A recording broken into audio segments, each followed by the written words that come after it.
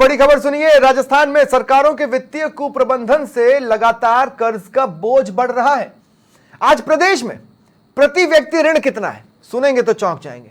हर व्यक्ति पर 70,800 रुपए का ऋण चढ़ा हुआ है। और यह वित्तीय कुप्रबंधन नहीं है तो क्या है? ये जो ऋण भार बढ़ा है प्रदेश पर, इसमें ब्याज दरों का अंतर भी इसका एक बड़ा कारण है। यानी अगर आप अपनी घरों में इस बात को लेकर खुश हैं कि आप पर किसी तरह का कर्ज नहीं है, तो विश्वास मानिए जो सरकारी कामकाज होते हैं उसकी वजह से प्रति व्यक्ति 70,800 रुपए का कर्ज उस पर चढ़ा हुआ है। वो भी सरकार के द्वारा सरकार के प्रदेश चलाने के इरादों की वजह से। सरकारों की ओर से समय समय पर जो लोन लिए गए उसकी ब्याज दरों में भारी असमानताएं हैं और इस वजह से सरकार के राजस्व का बड़ा हिस्सा तो ब्याज में ही चला जाता है। ऐसे में जरूरत है इन ब्याज दरों को एक समान रूप में किया जाए, लेकिन इसमें सरकार की मंशा स्पष्ट नहीं है। अब पिछले दिनों विधानसभा में एक प्रश्न पूछा गया जिसके जवाब में सरकार ने ब्याज दरों में बदलाव और सुधार की संभावनाओं से इनकार कर दिया। तो अगर ब्याज दरों में इसी तरह की असमानता रहेगी और इसी तरह से सरकारें अगर लोन लेती रही, इसी तरह की असमान ब्याज दरें रही, तो आज जो हजारों का आप पर कर्जा प्रति व्यक्ति के हिसाब से चढ़ा हुआ है, आप पर चढ़ा हुआ है, मुझ पर चढ़ा हुआ है, मेरे सहयोगी दिनेश कसाना पर भी चढ़ा हुआ है जो इस वक्त लाइव मेरे साथ जुड़ रहे हैं। दिनेश, कुछ नहीं किया हमने और हम कर्जदार हैं। अगर यह वित्तीय कुप्रबंधन नहीं है तो क्या है? बिल्कुल, देखिए स्वप्निल, ये प्रदेश के लिए चिंता का विषय भी है कि जिस तरह से लगातार कर्ज का बोझ लगातार प्रदेश पर बढ़ता जा रहा है। ये सरकारों के जैसे ही सरकार बदलती है ये कर्ज का बोझ 5 साल में दोगुना हो जाता है। 2013 से ही शुरू कर लेते हैं। 2013 में करीब 1.5 लाख करोड़ के आसपास ये कर्ज का भार प्रदेश पर था, लेकिन ये 2018 में बात करें तो दोगुना हो गया और करीब 2.25 लाख के करीब ये करोड़ के आसपास पहुंच गया। और अभी की बात करें तो वर्तमान में 5,05,573 करोड़ 78 लाख रुपए का कर्ज भार प्रदेश पर है। और प्रति व्यक्ति जो कर्जे की बात है कि प्रति व्यक्ति कर्जा वर्तमान में करीब 70,800 रुपए प्रति व्यक्ति कर्जा प्रदेश के पर व्यक्ति हो गया है। और यही कर्जा 2018 की बात करें तो 2018 में 36,880 प्रति व्यक्ति कर्ज भार था। यानी कि हर 5 साल में दोगुना हो जाता है। और किसी भी सरकार की कार्य प्रगति की बात करें या फिर डेवलपमेंट्स की प्रदेश के बात करें तो ये सरकार के जो वित्तीय प्रबंधन होता है उसी पर निर्भर करता है।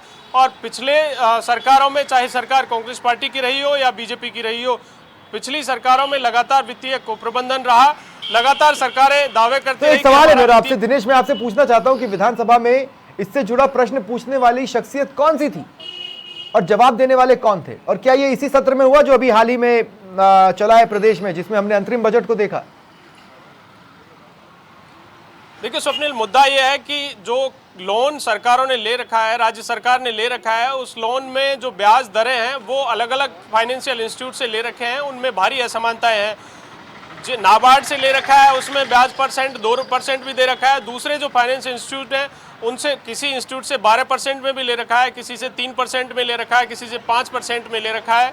कांग्रेस के विधायक है रफीक खान, उनकी ओर से, चूंकि अब कांग्रेस पार्टी की सरकार नहीं रही है, विपक्ष में है, तो ऐसे में उनकी ओर से सवाल पूछा गया इस बार विधानसभा सत्र में कि क्या ये जो ब्याज दरों की असमानताएं हैं, सरकार इन ब्याज दरों की एक रूप करने का विचार रखती है, एक समान रखने का विचार रखती है? इस पर सरकार ने अपना जवाब दिया। इस जवाब में स्पष्ट किया है कि ये संभव नहीं है, चूंकि तत्समय जो लोन लिए गए थे जिस ब्याज दर पर, उसी समय एग्रीमेंट किए गए थे और अब इसमें बदलाव संभव नहीं है। लेकिन इसमें बड़ा सवाल यह है कि सरकार की अगर मंशा इस पर स्पष्ट है तो किस तरह से जो लगातार लोन लिया हुआ है और कर्ज का भार लगातार बढ़ रहा है, तो ऐसे में सरकार के राजस्व का एक बड़ा हिस्सा है वो सरकार का ये ब्याज चुकाने में ही चला जाता है। अगर सरकार चाहे तो जिन फाइनेंशियल इंस्टीट्यूट से लोन ले रखा है और उसमें ब्याज दरें कम है, उनसे लोन लेकर जिनकी दरें ज्यादा हैं उनको एक साथ चुका दिया, एक मुश्त चुका दिया जाए या फिर कोई गाइडलाइन तय की जाए। सरकार की मंशा अगर ऐसी है तो प्रदेश पर जो लगातार कर्जे का बोझ बढ़ रहा है उसे कम किया जा सकता है। सबसे बड़ी बात क्या है कि जब आपको रेवड़ियां बांटनी हो, जब आपको फ्री की घोषणाएं करनी हो, जब आपको वादे करने हो, तो उसमें लगता है पैसा। हम शुरुआत से यही तो कह रहे हैं कि बीजेपी के लिए भी सबसे बड़ा जो चैलेंज रहने वाला है उनकी योजनाओं को लेकर वो पैसा ही रहेगा। अब सवाल यह है कि रफीक खान जी अगर आज ये सवाल पूछ रहे हैं कि क्या सरकार ऐसा कुछ सोच रही है, तो भाई गहलोत सरकार क्या सोच रही थी? उन्होंने नहीं सोचा था क्या? तब कर लेते आप। ज्यादा समय थोड़ी ना हुआ है। देखिए, बिल्कुल आपका सवाल ठीक है स्वप्निल। इसमें जो बढ़ता हुआ कर्ज भार है उसके लिए वर्तमान सरकार को हम जिम्मेदार नहीं ठहरा सकते, क्योंकि ये कर्ज का बोझ है वो पिछली सरकारों से लगातार बढ़ा है। 2013 से 18 तक वसुंधरा सरकार रही, बीजेपी की मैं सरकार। रोक रहा हूं आपको, मेरे साथ रफीक खान जी इस वक्त फोन लाइन पर जुड़ रहे हैं। रफीक साहब, मैं स्वागत करता हूं आपका समाचार प्लस पर। रफीक खान जी जी, स्वागत है आपका समाचार प्लस पर। नमस्कार। नमस्कार सर, मैं ये क्या आज जो वित्तीय हालत है प्रदेश की, उसके लिए भजनलाल सरकार को दोषी ठहराया जा सकता है? भजनलाल सरकार को तो संभालना है। भजनलाल सरकार के जो मंत्री जवाब दे रहे हैं उसके लिए तो उनको दोषी ठहराया जा ही सकता है। लेकिन मैं आपको ये बताना चाह रहा हूँ कि मेरे सवाल के जवाब में इन्होंने कहा कि साहब, रेट ऑफ इंटरेस्ट हम रिड्यूस कराने का विचार नहीं रखते हैं। हम रेट ऑफ इंटरेस्ट, मैंने उनसे पूछा कि भाई किस किस रेट ऑफ इंटरेस्ट पे इंटरेस्ट लोन लिया गया है, तो 9%, 10%, 11% तक है। तो मैंने कहा भी इनको रिड्यूस करवाओ। तो वो जवाब आता है मंत्री का कि हम रिड्यूस करने पे विचार नहीं रखते। हाँ। तो एक तो ये बात संदेह उत्पन्न करती है, और ये करती है कि भाई ये इकोनॉमी को समझते भी है या नहीं समझते। Rate of interest. लेकिन रफीक खान जी, वैसे मैं हमारे साथ बीजेपी नेता अशोक लाहौटी जी भी फोन लाइन पर हैं। अशोक जी, आपका भी स्वागत पूरी कर बात रहा हूं। करने दो, पूरी बात करने नहीं, दो। बस मैं आपसे एक सवाल लेना चाहता हूं, उसके बाद ही मैं अशोक जी के पास जाऊंगा। रफीक भाई, मैं सिर्फ इतना पूछना चाह रहा हूं आपसे कि ये जो ब्याज दरों में ऊपर नीचे है, जो आंकड़े अलग अलग हैं, ये किनके द्वारा किए गए एमओयू हैं, और इसे सुधारने के लिए गहलोत सरकार ने क्या किया था? देखिए, मैं एक बात समझाऊंगा आपको कि हम जब सरकार में आए ना 2018 में, तो जब हमने 2013 में सरकार छोड़ी तो राजस्थान सरकार के ऊपर कर्ज था 1,29,000 करोड़ रुपए। ये मेरे टिप्स पे है, मैं पूरी स्टडी करके आपसे बात कर रहा हूँ। हाँ? और 2018 में जब हम वापस चार्ज पे आए तो ये हो गया 3,09,000 करोड़ रुपए। तो करीब 2 लाख करोड़ का कर्ज इन्होंने ले लिया। कितने टाइम पीरियड में? पिछले 13 से 18 के कार्यकाल में। और जब हमारी सरकार आई तो हमें उसके कर्ज को चुकाने के लिए कर्ज लेना पड़ा। फिर इकोनॉमी को रिस्टोर किया गया। तो जो 3,09,000 हो गया, ठीक है, वो भी अब 5 लाख ही पहुंचा है।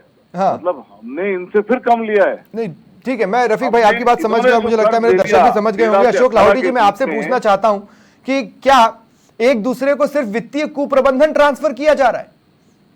देखिए, वित्तीय कुप्रबंधन हमने ट्रांसफर नहीं किया, हमने उसका प्रबंधन किया है। ठीक, नहीं, मैं अशोक लाहौटी जी से पूछ रहा हूँ। रफीक भाई, मैं आऊंगा आपके पास। 2 लाख करोड़ का कर्ज 1,29,000 कांग्रेस की पिछले 5 साल की सरकार में। जी अशोक भाई। और राजस्थान में बिना बजटीय प्रावधान, 3 से ऊपर का कर्ज था, उसमें हम 5 तक हैं। रफीक भाई, 2 मिनट आप मेरा साथ दें प्लीज। अशोक जी का जवाब सुन लेता हूं। अभी भी इनसे कम है। हाँ, मैं एक बार अशोक जी का जवाब सुन लेता हूँ। अशोक जी, देखिए, पिछले 5 साल में राजस्थान में जिस प्रकार से गवर्नमेंट चलाई अशोक गहलोत जी ने, वो पूरे इंडिया में एक मतलब वित्तीय कुप्रबंधन कहें या वित्तीय मिसमैनेजमेंट, कुछ भी आप कह सकते हो, उसकी पराकाष्ठा इंडिया में तारीफ है। उसका कारण ये था कि उन्होंने बिना किसी बजट प्रावधान की रफीक भाई थोड़ा सा पेशेंस रखते हैं, हम एक बार अशोक भाई को भी सुन ले, फिर मैं आपसे बात करूंगा ही। हाँ अशोक जी, जैसे एग्जाम्पल के लिए इन्होंने मोबाइल डिस्ट्रीब्यूशन की बात कही। अब मोबाइल डिस्ट्रीब्यूशन में टोटल जितनी बड़ी घोषणा थी उसमें लगभग 10,000 करोड़ का व्यय होना था। इन्होंने किया नहीं, और लास्ट में जाते जाते इन्होंने 1,200 करोड़ रुपए का कुछ ऑर्डर दिया, और वो भी बिना बजटीय प्रावधान के दिया। फिर इनको ऑफ बजटिंग जो एक सब्जेक्ट है फाइनेंस में, इन्होंने कंपनियां बनाकर उसकी ऑफ बजटिंग से उसमें लोन लिया। और जब लोन लिया तो वो लोन अलग अलग इंस्टीट्यूट से अलग अलग, जैसे किसी कंपनी की नॉन प्लानिंग में यदि लिया तो बहुत ज्यादा रेट ऑफ इंटरेस्ट में लिया। नहीं, लेकिन उनका ये सजेशन तो ठीक लगता है ना अशोक भाई सुनने में। अशोक लाहौटी जी, सुनने में तो सजेशन ठीक लगता है कि क्यों ना ब्याज दरों को एक बार लाने की कोशिश करें। ब्याज दर को, देखिए, ब्याज दरों पे एक राजस्थान गवर्नमेंट नहीं ला सकती, क्योंकि ब्याज दरों पर तो चाहिए ना। 5 लाख करोड़ का कर्ज पहुंच गया। नहीं, 13 में 1 लाख करोड़। आपने जो इशू उठाया उसी का तो मैं रास्ता पूछ रहा हूँ कि क्या ये अच्छा सजेशन नहीं है? अशोक जी, सजेशन तो अच्छा है ना। भाई ने, वो कहते हैं ना कि रफीक भाई ने हमारे लिए ब्लेसिंग इन डिस्गाइज का काम किया कि उन्होंने अपनी गवर्नमेंट का सवाल खुद नहीं पूछ लिया। अच्छा, वो और वो खुद ही फंस गए कि जिस समय रेट ऑफ इंटरेस्ट, रफीक भाई तो बिजनेसमैन है, इनको पता है कि जिस बैंक से जिस समय लोन लिया जाता है उस समय की रेट ऑफ इंटरेस्ट लागू होगी, डिपेंड्स ऑन द कंडीशन की लागू है। नहीं, लेकिन अशोक जी 2 मिनट, रफीक भाई 2 मिनट, अशोक जी 2 मिनट। अशोक जी, मैं आपसे ये पूछ रहा हूँ, पर सजेशन तो अच्छा लग रहा है ना सुनने में। भाई कोई एक तो स्टेप लेना होगा, नहीं तो ये स्थिति तो हर 5 साल में रिपीट होती रहेगी। सजेशन तो जितनी घोषणाएं थी वो सब अच्छी लगती है, पर धरातल पे पूरी गहलोत सरकार कर नहीं पाई और आप प्रबंधन खुद ही अच्छा नहीं तो रफीक भाई एक बात बताइए, इसमें क्या गलत है कि जो एमओयू हो सकते हैं उसको सरकार डिस्टर्ब नहीं कर सकती? इसमें गलत क्या है? रफीक भाई मैं आपसे पूछ रहा हूं, सही तो कहा जा रहा है ना कि अगर एमओयू हो चुके हैं और किसी एक चीज पर एक निर्णय हो चुका है, समझौता हो चुका है, तो उसे तो डिस्टर्ब नहीं किया जा सकता। नहीं, क्यों नहीं? रीनेगोशिएशन होती है ना फाइनेंस पे, हमेशा ही होती है। जब हमें जब एक्स्ट्रा लोन चाहिए होता है तब भी तो हम जाते हैं कि नहीं हमारी प्रोजेक्ट कॉस्ट बढ़ गई, इसमें और लोन दो हमको। तो रीनेगोशिएशन क्यों नहीं हो सकती लोन के ऊपर? आप ही के पास में 6% 7% के फाइनेंस के सोर्सेज हैं, इससे तो आपकी एलिजिबिलिटी बढ़ती है। आप जब 10-15 हजार करोड़ रुपए का सालाना भार कम करा पाते हो, ठीक है, तो उससे एलिजिबिलिटी आज 2%। देखिए अशोक जी देखिए, फिस्कल डिसिप्लिन को मेंटेन करना आपकी जिम्मेदारी होगी। का लोन लेकर गई हो अशोक जी, सरकार ने ऑफ होता है 1 लाख करोड़ का लोन लिया हो। नहीं अशोक जी, अब ज्ञान बांट रही वित्तीय में अशोक जी मैं ये कह रहा हूं कि फिस्कल डिसिप्लिन को मेंटेन करना अब आपकी जिम्मेदारी होगी। अभी हमने अंतरिम बजट देख लिया, वो तो निश्चित रूप से जिसमें काफी घोषणाएं भी हैं, लेकिन पूर्ण बजट में अगर यही स्वरूप चला तो फिर फिस्कल डिसिप्लिन मेंटेन कैसे होगा? देखिए FRBM एक्ट का सबसे बड़ा जो फायदा या हम कह सकते हैं उल्लंघन दोनों ही गहलोत गवर्नमेंट में कोविड के समय 6% तक लेकर गए। अरे साहब आपकी गवर्नमेंट ने अलाउ किया, और FRBM का जो रेशियो है ये अभी भी केंद्र सरकार के अंदर, वो केंद्र सरकार का जो रेशियो उससे नीचे है, पार्ट ऑफ जो सेंट्रल गवर्नमेंट के। हम भारत सरकार की यूनियन का हिस्सा है, हमको FRBM तो मेंटेन करना ही पड़ेगा। अशोक भाई लेकिन FRBM वाला तो जो स्थिति है उसको केंद्र ने ओके किया होगा तभी तो आगे बढ़ी। देखिए केंद्र ने ओके किया जब आगे बढ़ी। FRBM तो हर गवर्नमेंट अपना FRBM बजट में ठीक ही दिखाती है, लेकिन अभी जो एक्चुअल बजट जब एक्चुअल आया है इनकी टाइम की गवर्नमेंट का, उस एक्चुअल पे देखो ना FRBM कितना आ रहा है। ठीक है, शुक्रिया रफीक जी आपका भी और अशोक लाहोटी जी आपका भी मेरे साथ जुड़ने के लिए और इस विषय पर चर्चा के लिए। दिनेश कसाना मेरे साथ बने हुए हैं। दिनेश एंड में एक छोटा सा कमेंट देते हैं। पार्टी सरकार किसी की भी हो, लेकिन दोनों एक दूसरे पर ये आरोप प्रत्यारोप लगाते रहते हैं। जब सत्ता में कांग्रेस पार्टी आती है तो विपक्ष की ओर से बीजेपी आरोप लगाती है, और जब सत्ता में बीजेपी आती है तो आरोप कांग्रेस पार्टी लगाती है। ये दोनों तरफ से आरोप प्रत्यारोप का खेल चलता है, लेकिन इस खेल के बीच लगातार प्रदेश की जनता पर जो कर्ज का बोझ बढ़ रहा है, ये प्रदेश के लिए चिंता का विषय है। लेकिन सरकार कोई भी हो, सवाल जिस तरह से लगाया गया है और सवाल जिस तरह से उठाया गया है, ये सकारात्मक भी है कि इस दिशा में अगर सरकार कदम उठाती है तो उस निश्चित तौर पर जो कर्ज का बोझ है वो कम होगा, क्योंकि राजस्व का बड़ा हिस्सा जो ब्याज दरों में जा रहा है, अगर ब्याज दरों की जो एक रूपता और एक समानता सरकार प्रयास करती है तो हो सकता है, और अगर ऐसा होता है तो प्रदेश पर कर्जे का बोझ है वो लगातार कम होगा। बहुत बहुत शुक्रिया दिनेश, बहुत बहुत शुक्रिया हमारे साथ जुड़ने के लिए और इस इशू के लिए।